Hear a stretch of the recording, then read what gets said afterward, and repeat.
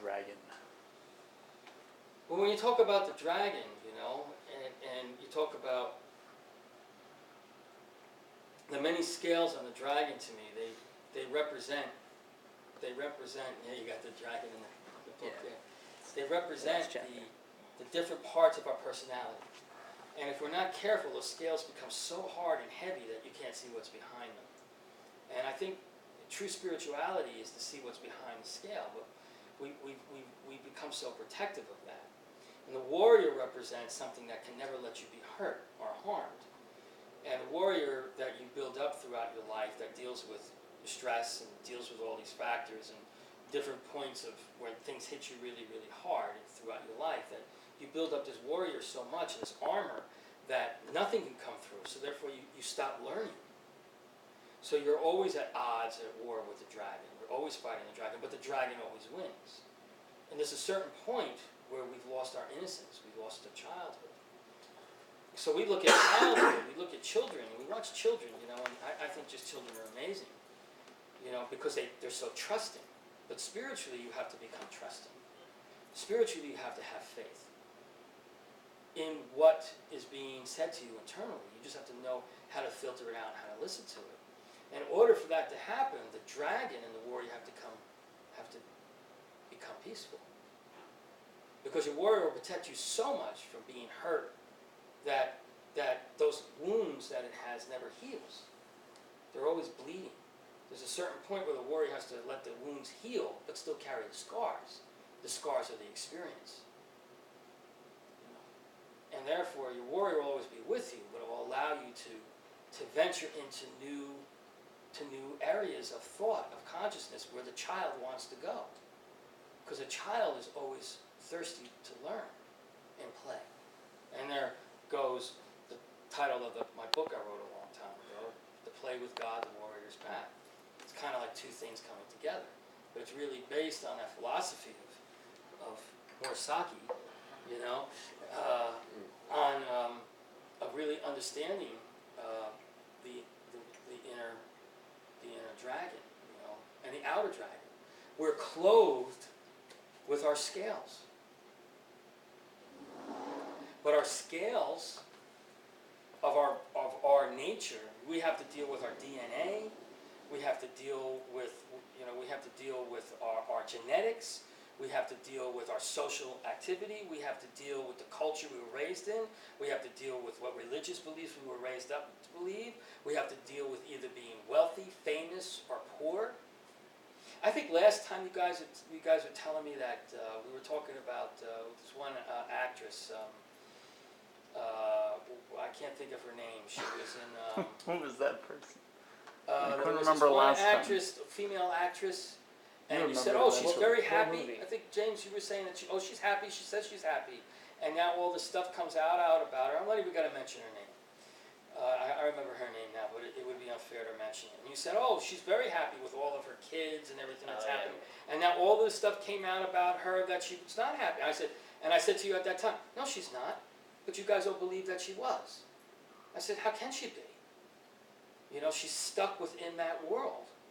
To escape that. And then you have all these people that are commercially oriented in their beliefs and in their customs that really are not on an understanding path.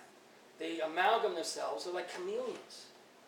Not really true to who and what they are, and other people follow them because of what certificates they have or what movies they may be in, or these experts. There's no experts in spirituality. There's no one person that holds the key to that. It's about constantly evolving. And if you really want to help somebody, they have to be able to sit down and help themselves, no matter where they're coming from, no matter how much money they have, or how much glory they have, or how famous they are, or how smart they are. This is completely something different. The wisdom of spirituality is something you have to have faith in and be able to tap into with yourself. You have to be able to hear that voice within you and to be able to answer it. And the only way you can is to, one, let the child grow. I don't mean grow up. Let the child have the wisdom of a child, is that it's always asking, it always wants, it's playful, it wants to learn. The dragon is who you are by your nature, which is what's teaching you. you can't defeat your nature. You have to come into Jason with you. You have to understand it. And the warrior will always be there when you need it. And sometimes it's not. And when it's the warrior and all of those things are out of balance, you know, we do terrible things to one another and to ourselves as well. Addictions are the inability to face up to our dragon. And you don't think a person that does drugs or a person that is stuck within the world wants to escape it? They can't, because they're always trying to defeat their scale. They don't know what's underneath the scale. They're always trying to defeat the dragon. They're always told that it's wrong instead of understanding it. Once you understand it, then you can do something about it. That's meditation.